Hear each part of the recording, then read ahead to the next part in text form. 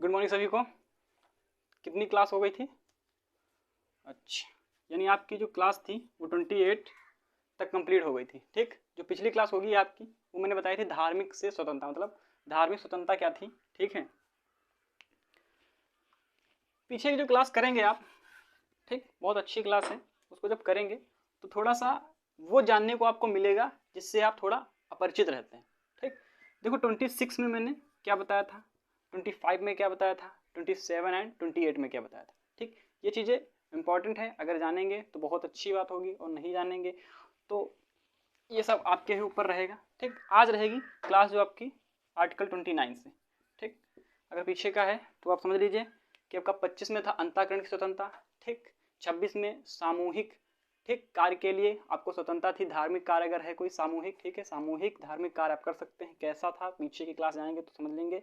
ठीक, और आपका फिर आता है 27, मतलब कोई धार्मिक कार्य पर, अगर कोई धार्मिक कार्य है, ठीक है, मैंने बोला था धार्मिक कार्य के लिए रखा गया धन, मतलब कोई पैसा, तो उस पर टैक्स नहीं पड़ेगा। एंड जो 28 आपका आता है वो कहता है कि अगर सरकारी संस्था कोई सरकारी धन से चल रही है, ठीक है, तो उसमें भाई साहब धर्म की शिक्षा नहीं दे सकते, मतलब धार्मिक शिक्षा नहीं दे सकते, भाषाएं सिखाई जाती हैं, भाषाएं हिंदी, उर्दू, अंग्रेजी, ये सब भाषाएं जो है सिखाई जा सकती हैं। ठीक, अब इसमें क्या है 19 में 19 आर्टिकल। ठीक, आर्टिकल ये सीबीएसई वालों के लिए रहेगा और अनुच्छेद जो है किसके लिए रहेगा, यूपी बोर्ड वालों के लिए। ठीक, देखो इतना इंग्लिश में कोई ज़्यादा टेंशन वाली बात नहीं है, समझेंगे तो अच्छे से समझ जाएंगे। 29 आपका आर्टिकल कहता है कि शिक्षा एवं संस्कृति का अधिकार। एक मैंने शिक्षा का अधिकार बताया था, 21 का आर्टिकल 21 के काम में क्या है, शिक्षा का अधिकार, लेकिन वो शिक्षा सबके लिए है। और इसमें दिया गया है जो आपका शिक्षा मतलब एजुकेशन, शिक्षा इसको एजुकेशन बोलते हैं, एवं संस्कृति इसको कल्चर बोलते हैं। ठीक, संस्कृति का अधिकार लेकिन किसको है, 21 के काम में तो सबको भाई साहब दिया गया है। इसमें दिया गया है अल्पसंख्यक, जो माइनॉरिटी लोग होते हैं। ठीक, अब अल्पसंख्यक की बात करेंगे तो सबसे पहले मुसलमान लोग कूद पड़ते हैं। ठीक, तो ये नहीं होता है अल्पसंख्यक। अल्पसंख्यक क्या होता है ये समझिए। देखो शिक्षा एवं संस्कृति का अधिकार मतलब एजुकेशनल एवं कल्चर का अधिकार है किसे, वो भाई साहब है अल्पसंख्यक को।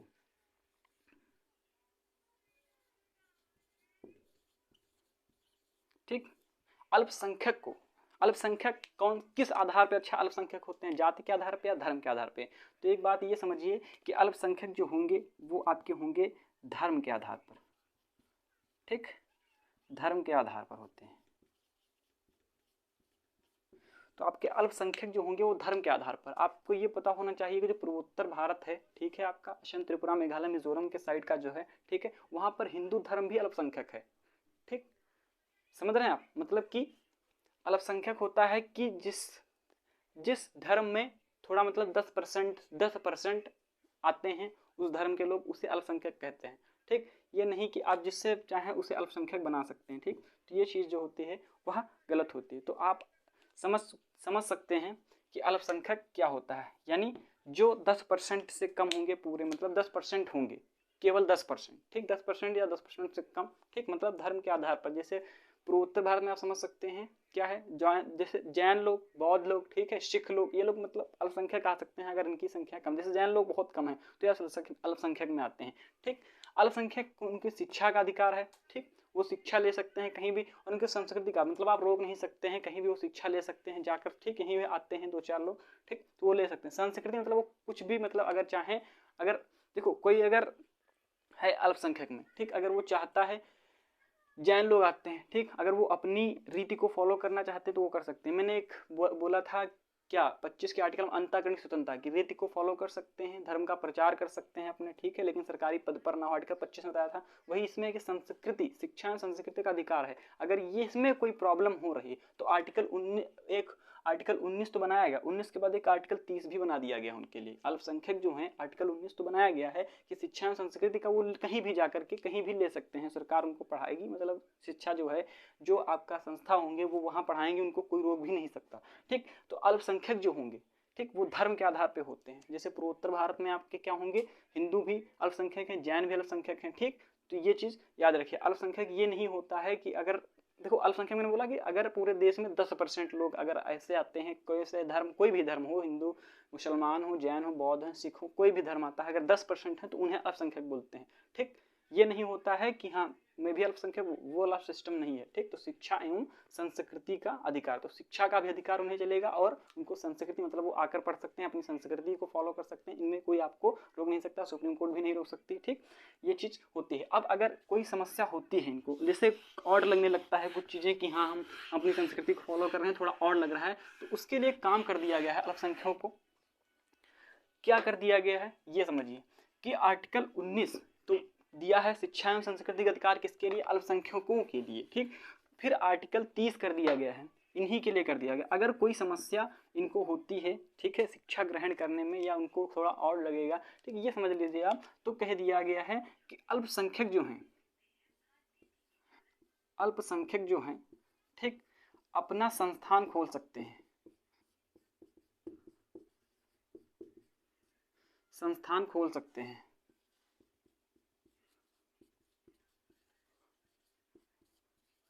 ठीक, और हाँ उसे भाई साहब सरकार भी मान्यता देगी। ठीक, अगर वो यूपी बोर्ड से लेना चाहे, बिहार बोर्ड से लेना चाहे, या सीबीएसई बोर्ड से लेना चाहे, ठीक, आईआईएससी बोर्ड से लेना चाहे, जिससे भी चाहे लो ले सकते हैं, तो क्या करेगी भाई साहब, सरकार भी मान्यता देगी,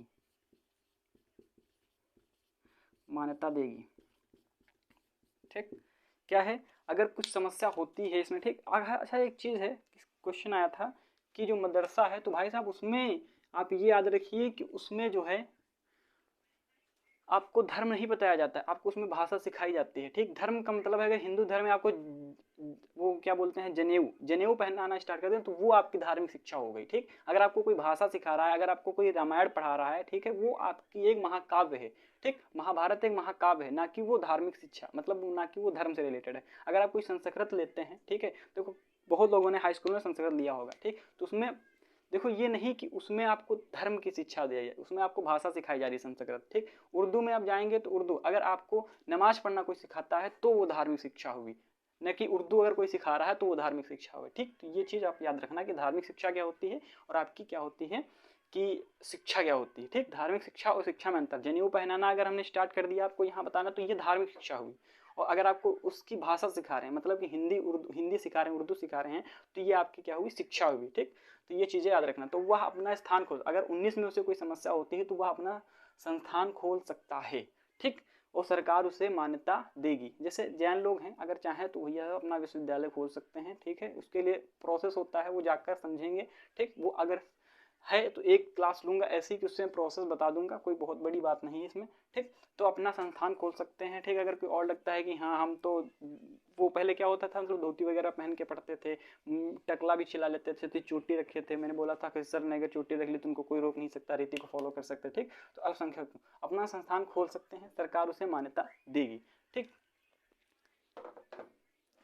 तो आर्टिकल 30 क्या हुआ, समझ में आ गया। आर्टिकल 29 में क्या है कि अल्पसंख्यक को शिक्षा एवं संस्कृति का अधिकार है, कोई उन्हें रोक नहीं सकता। अगर समस्या होती है कोई, अल्पसंख्यक अपना संस्थान खोल सकते हैं। ठीक, अगर उन्हें लगता है तो, नहीं तो कोई बात नहीं। ठीक, सरकार उसे मान्यता देगी। ठीक, और बहुत लोग पढ़ते हैं ऐसे ही हर कॉलेजेस में। ठीक, और अगर जो लोग कहते हैं कि बिहार का जो मदरसा है, ठीक, मतलब मैंने क्वेश्चन देखे हैं 2-4, उसमें कहते हैं कि धार्मिक शिक्षा भी मदरसे में दी जाती है। भाई साहब वो गलत है, मदरसे में सिर्फ आपको शिक्षा दी जाती है, धार्मिक शिक्षा नहीं दी जाती। ठीक, अब तो देखो पहले तो उर्दू ही सिखाई जाती, अब तो मतलब क्या होता था, अब हिंदी अंग्रेजी भी चलने लगी है वहाँ पे, तो अच्छी बात है कि वहाँ हिंदी अंग्रेजी चलने लगी, इससे क्या होगा, थोड़ा सा विकास होगा।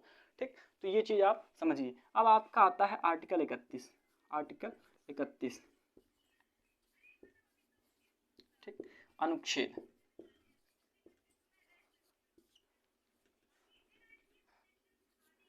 अनुच्छेद।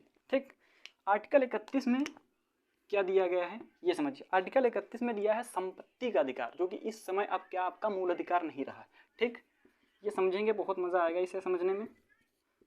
इससे क्या करेंगे, आपको ये पता चल जाएगा कि संपत्ति कैसे खरीदनी है, कैसे नहीं खरीदनी, क्या खरीदनी है, कौन कौन सी खरीदनी है। ठीक, संपत्ति का अधिकार। तो आर्टिकल 29 में क्या था आपका, आर्टिकल 29 में शिक्षा एवं संस्कृति का अधिकार क्या किसको है भाई साहब, वो अल्पसंख्यक। अल्पसंख्यक क्या होते हैं, जिसमें 10% के पूरे देश में 10% वो अल्पसंख्यक होते हैं, ठीक। उसके बाद क्या, अगर उनको समस्या होती तो वो अपना संस्थान खोल सकते हैं, सरकार उसे मान्यता देगी। एक चीज भी लास्ट में बताऊंगा जो कि बहुत इंपॉर्टेंट होगी आपके लिए, ठीक। अगर वो नहीं समझेंगे तो आपके लिए बहुत ज्यादा समस्या हो सकती है इस चीज में, ठीक। कि ऐसी मैंने क्या चीज बता दी लास्ट में जो आपको जानना जरूरी था, वो भी गलत करा सकती है पेपर में आपके, ठीक। तो क्या चीज है, संपत्ति का अधिकार जो है आपका अब मूल अधिकार नहीं रह गया है, इसको अब लीगल अधिकार कर दिया गया है, यानी आपको कानूनी अधिकार बना दिया गया। पहले ये मूल अधिकार था, फंडामेंटल राइट्स में आता था, लेकिन अब ये इससे हटा दिया गया है, ठीक है। 31 से हटा करके इससे रख दिया गया है 300 के का में, ठीक। देखो अगर इसमें रहता 12 से 35 आपके मूल अधिकार हैं, इसमें रहता तो ये मूल अधिकार है, अगर इससे हटा के फेंक दिया जाए तो ये तो कानूनी अधिकार। तो एक संशोधन हुआ 44वां संशोधन,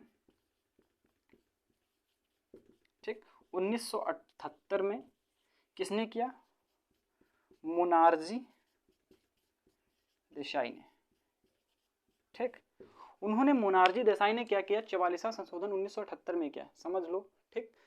1978 में क्या मोनार्जी देसाई ने, और क्या किया, संपत्ति के अधिकार को क्या कर दिया भाई साहब, उसको कर दिया कानूनी अधिकार। क्यों किया, देखो इसमें समस्याएं बहुत होती थी, देखो लेकिन आपका जो संपत्ति का अधिकार है इसको कौन नहीं छीन सकता, आपसे पड़ोसी नहीं छीन सकता, पब्लिक नहीं छीन सकती, लेकिन सरकार आपसे छीन सकती है, ठीक है।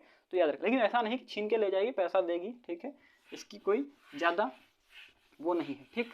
तो 300 के काम में रख दिया गया इसे 31 से हटाकर, मतलब मूल अधिकार थे 12 से 35 हैं आपके मूल अधिकार, जिसमें आपको क्या कर दिया गया है 31 से हटा दिया गया है, उसे 300 के काम में पहुंचा दिया गया। अब तो भाई जब पहुंचा ही दिया गया तो अब तो लीगल रेट हो ही गया, ठीक, लीगल राइट हो गया। तो इसमें क्या था, देखो पहले अगर कुछ मतलब जैसे आपको यहाँ से ट्रेन की पटरी ले जानी है, ठीक, और यहाँ बीच में किसी का खेत पड़ गया, अब वो कह रहा भाई साहब खेत तो नहीं हटाएंगे, इसको खेत तो देंगे नहीं, इसको यहाँ से ले जाइए, समझ रहे हैं मेंटेलिटी, समझिए आप पिछले लोगों की क्या थी, मतलब खेत नहीं देंगे, ठीक है, जिससे समस्या होने लगी सरकार को, खेत नहीं देंगे। अब अगर उसे क्या करना हो, एक बढ़िया से एयरपोर्ट बनाना हो, ठीक है, अब एयरपोर्ट बनाने के लिए वो सरकार को क्या कहेगी कि हाँ हम अपनी संपत्ति नहीं देंगे, ठीक।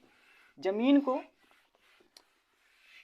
संपत्ति मतलब अगर उसका पूरा यहाँ से लेकर यहाँ तक है, ठीक, मान लिया एक खेत है, अब यहाँ से पूरी उसकी जमीन है और यहीं पे इसको बनाना है, अब क्या करेगी सरकार, उनको पैसे देगी, ठीक। अब तो वो लीगल राइट होगा, अगर नहीं देगी, ठीक। अगर क्या, देखो कहने का तात्पर्य ये रहेगा कि कानूनी अधिकार कर दिया गया आपकी संपत्ति को अधिकार, ठीक। अगर आप नहीं देंगे तो आप सिर्फ नोटिस जारी कर देगा, पैसे आपको दे देगा, ठीक है, उसके बाद वो लेकर आएगा क्या कहते हैं जीसीबी और नोच नाच के फेंक देगा आपको, ठीक।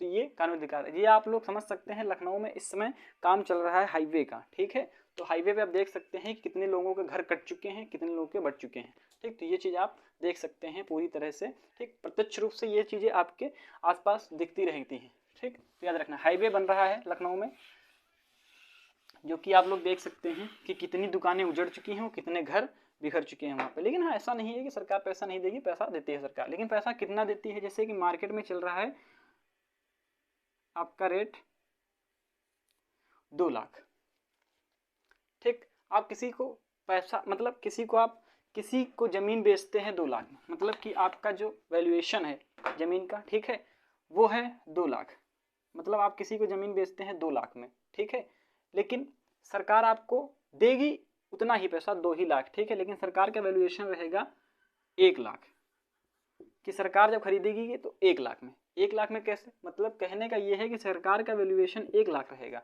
ठीक है। अगर एक जमीन का वैल्यूएशन 1 लाख रखेगी, लेकिन हाँ सरकार का कहना है कि हम उससे 1.5 गुना देंगे, तो भाई साहब ये पहुंच जाता है 2 लाख के आसपास ही, ठीक है। मतलब क्या है कि सरकार का वैल्यूएशन 1 लाख ही रहेगा, लेकिन वो कहती है कि जितना मार्केट में चल रहा है मैं उससे 1.5 गुना एक्स्ट्रा दूंगा, ठीक है। तो क्या कहना मतलब पहुंच वो वहीं जाता है। अब क्या करते हैं कुछ लोग जब जमीन खरीदने जाते हैं, ठीक है, तो समस्या ये होती है क्या कि जमीन तो उन्होंने खरीद ली, ठीक, जमीन आपकी कितने की है 2 लाख की, ठीक, लिखाई में क्या करवाएंगे, कहेंगे 1 लाख की जमीन मैंने लिखाई, क्यों, 2 ही लाख की तो लिखा लेते, 2 लाख की इसलिए नहीं लिखाएंगे क्योंकि 2 लाख पे जो है 10% टैक्स लेती है सरकार, ठीक। तो 10% लेगी, यानी आपके 20,000 रुपये जो है सरकार टैक्स ले लेगी। इसीलिए थोड़ा सा मतलब माइंड लगाते हैं लोग, ठीक। और ये सब काम यूपी बिहार में ज़्यादा कुछ होता है, यूपी बिहार में हर जगह होता है, कोई बहुत बड़ी बात नहीं, हर जगह पर होता है, ठीक।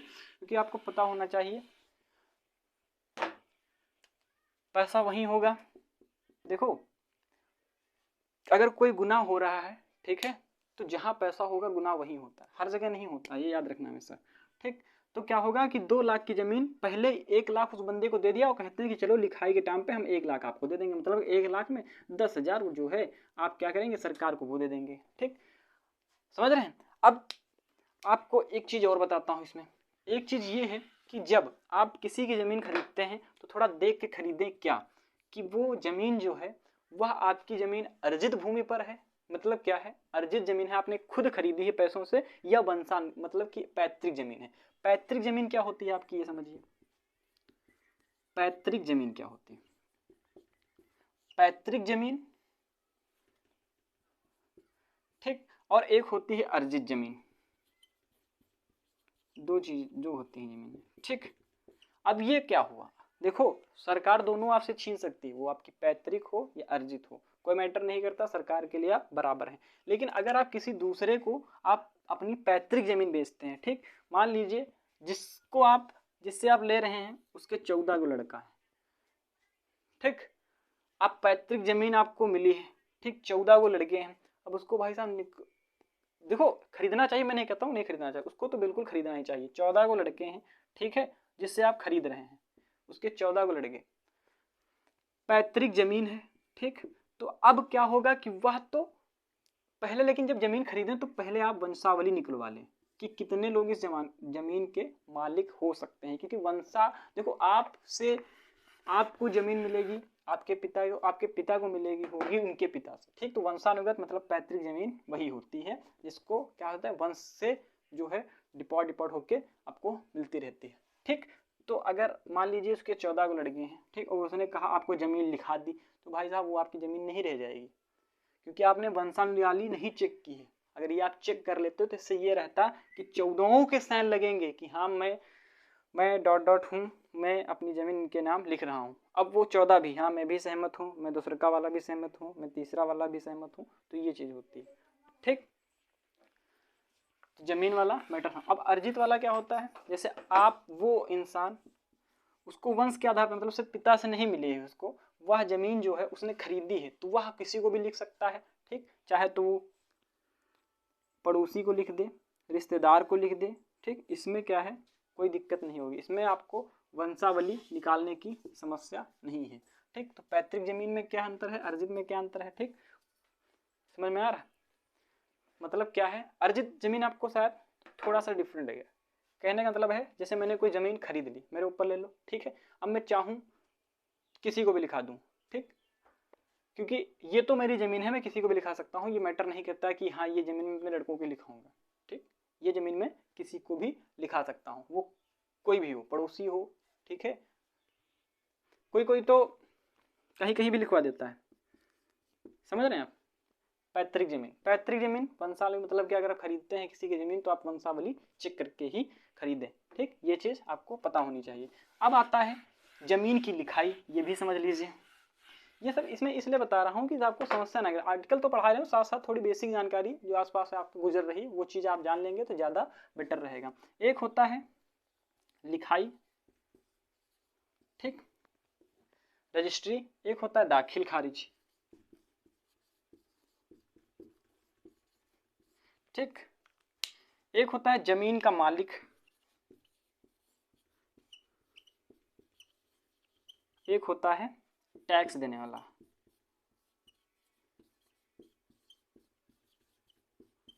ठीक। एक होता है जमीन का मालिक, एक होता है टैक्स देने। जैसे मैंने किसी से जमीन खरीद ली, मैंने रजिस्ट्री उसकी करा ली, लिखाई को कहते हैं रजिस्ट्री, ठीक, लिख लूं, ठीक, इसको मोटेशन बोलते हैं दाखिल खारिज को।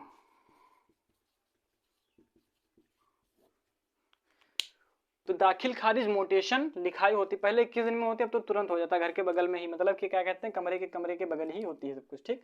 तो लिखाई जो होगी, आपने किसी से जमीन लिखवा ली, लेकिन टैक्स देने वाला अभी कौन है, मैं ही हूँ, मतलब कि मुझसे जमीन लिखवा ली आपने, ठीक है, आपने नाम तो करा ली लेकिन टैक्स देने वाला दाखिल खारिज नहीं कराया, ठीक। तो ये समस्या हो जाती है, ठीक है। तो आप ये याद रखना कि आपको दोनों काम कराने हैं, मतलब इधर आप लिखाई कराइए, उसके बाद उधर आप क्या कराइए, दाखिल और खारिज, मतलब टैक्स भी आप ही दें, ठीक है। ये चीज़ होता है। अब क्या होता है, अगर किसी ने मान लीजिए कि 10 लाख की कोई ज़मीन खरीदी और 5 साल बाद वो 15 लाख में बेच रहा है, ठीक। 15 लाख उसकी वैल्यू तो हो जाएगी, लेकिन क्या होगा उसमें जो उसने दाखिल खारिज नहीं कराया, ठीक है, तो टैक्स बचा रहेगा, ठीक। टैक्स किसके ऊपर बचा रहेगा, जमीन का मालिकाना हक तो उसके पास चलेगा जिसने खरीदी, लेकिन टैक्स उसके पास चला जाएगा, ठीक है। तो अब वो ज़मीन खरीदने के लिए बहुत समस्या हो जाएगी, ठीक। अब कोई वह ज़मीन जो है नहीं खरीदेगा। तो यह चीज़ इसमें समझ लीजिए, मतलब कि उसका 10 लाख की खरीदी 15, मतलब 5 लाख तो उसे मिल रहा है, जैसे होते नहीं कुछ दलाल की 10 लाख की खरीद के डाल देते हैं और वो क्या कराते हैं, उसका मोटेशन नहीं कराते, मतलब दाखिल खरीद नहीं कराते हैं, उसको कहते हैं 5 साल में उसको बहने 15 लाख की तो हो ही जाएगी, ठीक है। ये चीज़ आप समझ लेना। तो यह चीज़ होती है इसमें। तो यह जो टैक्स होगा, ठीक, तो अब कोई ज़मीन खरीदेगा तो उसको चेक तो कराएगा, भाई साहब ज़मीन कैसी है, तो अब उसमें पता चला टैक्स ही नहीं दिया गया है, ठीक। तो ये समस्या हो जाएगी।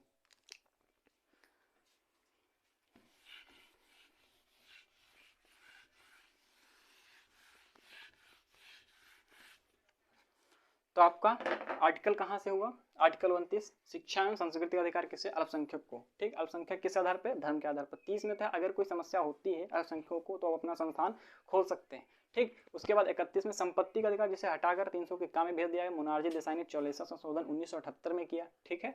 जिसे क्या कर दिया गया है, इसे कानूनी अधिकार बना दिया गया है, ठीक। वो संपत्ति का अधिकार नहीं रहा है। अब इसमें एक चीज़ आप समझिए, article 15, article 16 and article 19 and article आपका आता है 30 और आर्टिकल 29,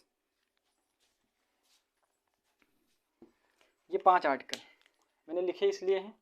इसमें है विधि के समक्ष समानता, सरकारी नौकरियों में समानता, लोक नियोजन में समानता, तो सरकारी नियोजन में समानता, ठीक। 19 में विविध प्रकार की स्वतंत्रताएं हैं, ठीक।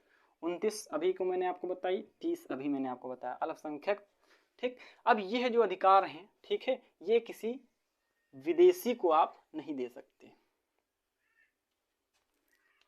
अगर दे देंगे तो समस्या क्या होगी। पहला इसमें क्या है, 14, 15, मतलब 15 में क्या था, जन्म, स्थान, लिंग, ठीक है, इनके आधार पर स्वतंत्रता है, ठीक।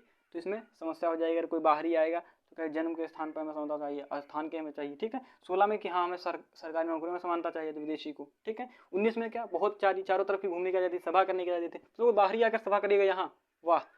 29 में क्या था, अल्पसंख्यक, मतलब पाकिस्तानी आकर घुस जाए यहाँ, ठीक है, कहेंगे हाँ हम अल्पसंख्यक में आते हैं, बहुत कम लोग हैं, 10% है, ठीक है। और उसके बाद क्या करेंगे, अपना संस्थान खोलेंगे, संस्थान में क्या खोलेंगे, गोला बम बारूद, ठीक है। उसके बाद क्या करेंगे, वहाँ बढ़िया एकदम अलकायदा वकायदा चलेगा अच्छे से, है ना, समझ रहे, मतलब कि अपना एक बढ़िया आतंकवादी अड्डा बनाएंगे, है ना। तो ये चीज़ें जो हैं आप विदेशी को नहीं दे सकते। कौन कौन से याद करने का क्या रहेगा, 15 दूना 30, 30 से 1 कम, 15 से 1 ज़्यादा, बीच में 19 याद रखना, बस काम खत्म आपका, ठीक।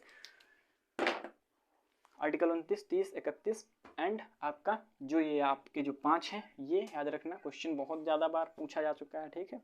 तो ये चीज़ें आप समझ लेना, बाकी क्लास कल।